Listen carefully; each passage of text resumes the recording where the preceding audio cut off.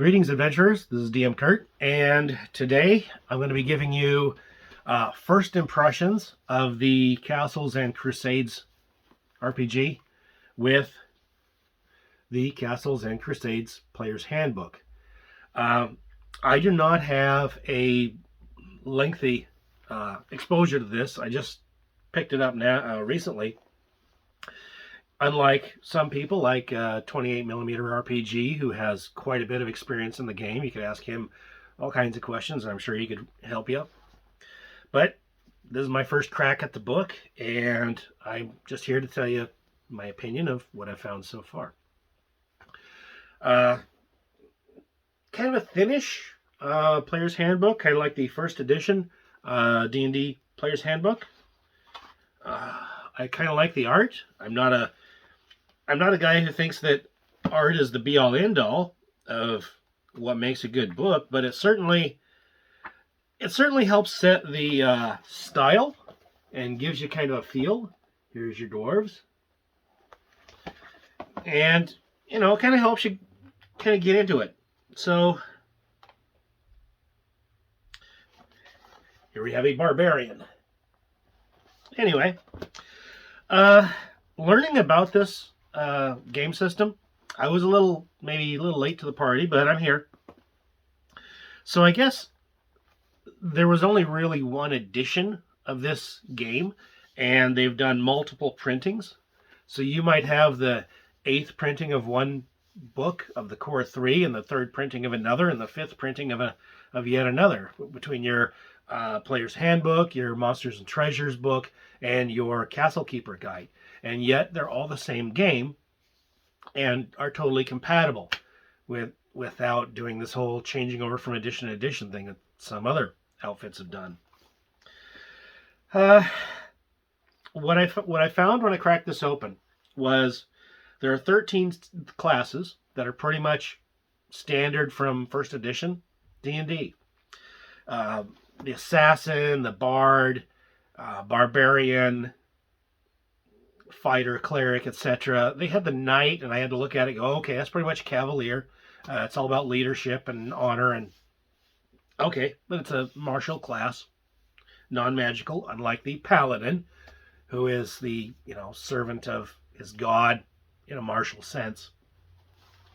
Apologize for my voice. I'm feeling a little under the weather, bones a little achy, and feeling cold. The game uses the standard 6 attributes of strength, intelligence, wisdom, dexterity, constitution, charisma. No big surprises there. The 9-point alignment system of good and evil, law and chaos. Okay, this is feeling very familiar to me at this point, even though I haven't even done much with it. Just cracking it open going, okay, I know what this is all about. So, multi-classing and a thing called class and a half are introduced. Other games have such things.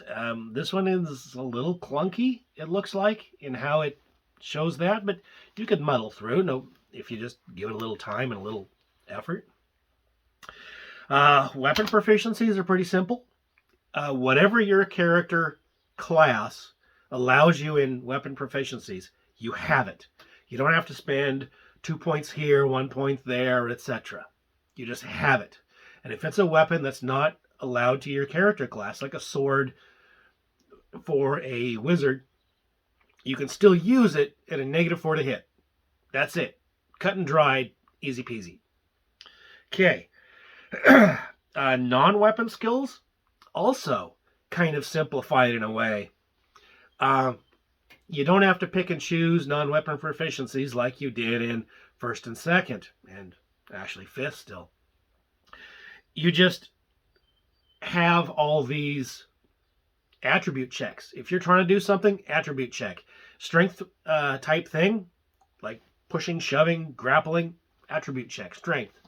You're trying to figure out what an old book has in it, intelligence check. Doesn't matter whether you have Arcana proficiency or Religion proficiency. You don't have those things. You just have intelligence check. Look at the book. Read the book. Intelligence check. The way they calculate these checks is a little different.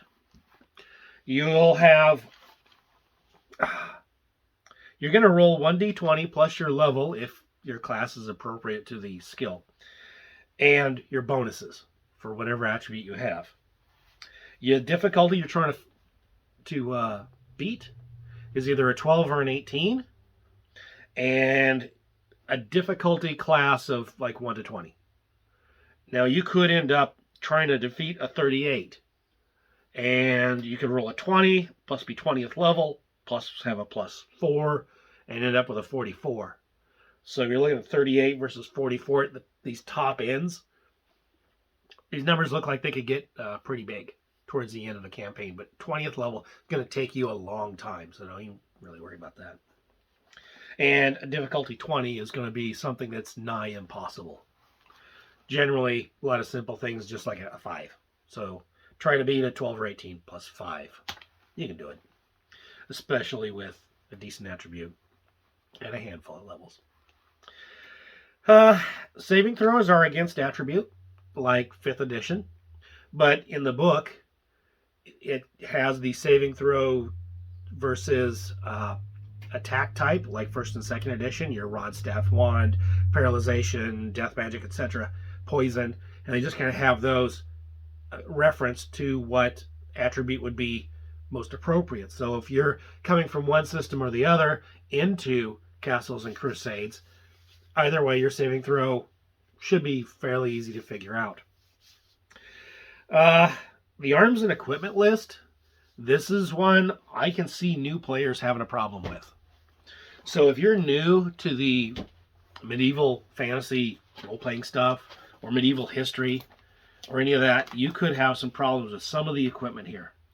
So much like 1st edition, where you'd have like a dozen pole arms, you have some gear in here that you may or may not have ever heard of, depending on whether you're into, oh my gosh, I can't find the page, whether you're into this sort of thing. So here we go. Battle axe, bearded axe, hand/throwing axe, piercing axe, two-handed axe, bardiche, back to Corbin, bill or billhook, cat o' nine tails, crowbill. Is that a crowbar or is that a polearm? We got glaive, guisarme, glaive, golden tag, guisarme, halberd. You know, you could really get into what are all these weapons, and your players will have to look them up. After they look them up, they'll have gained a little bit of knowledge. Some people aren't really going to want to fiddle with that. I'm okay with it, but there's an option there. Your armors, again, you're using words not in common 20th century, 21st century usage. Laminar leather versus studded leather, brigandine, chainmail hauberk, the cuir boyal,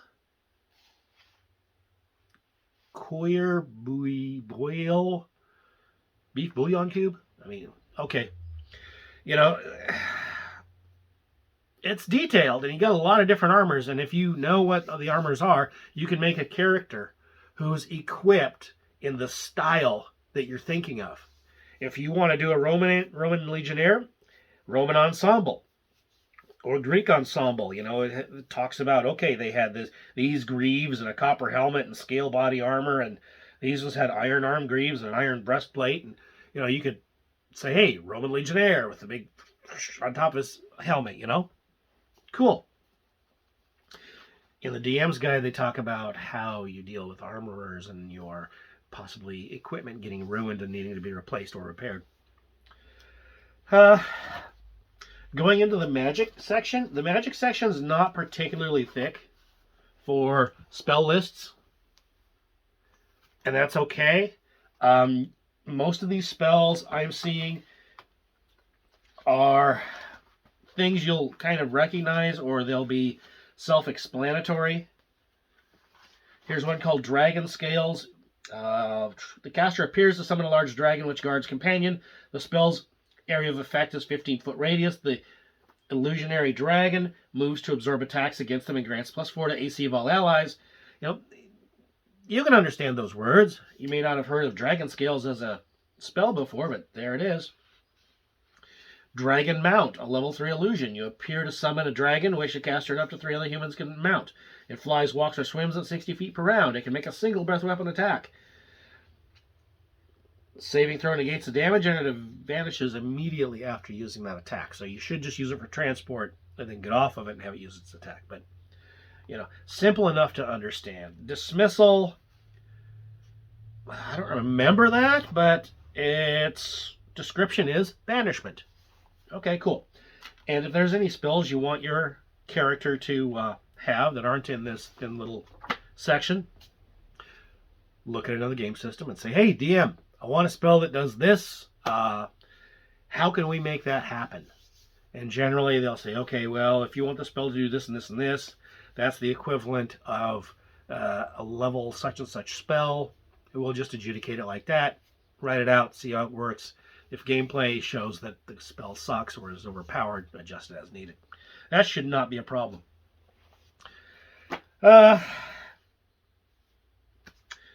Okay, a couple things I haven't mentioned so far is I'm looking through this book, and I mentioned that you use a 12 or an 18 for attribute checks. So, similar to how 5th edition uses proficiency in saving throws, your character will have 2 of their 6 attributes, which they get to add their proficiency bonus to saving throws of that type. Here, you have proficiency in attribute checks of 2 or 3 attributes. 3 if you're human, 2 if you're not. But the non-humans have other special abilities they get. And that is going to work one of 2 ways.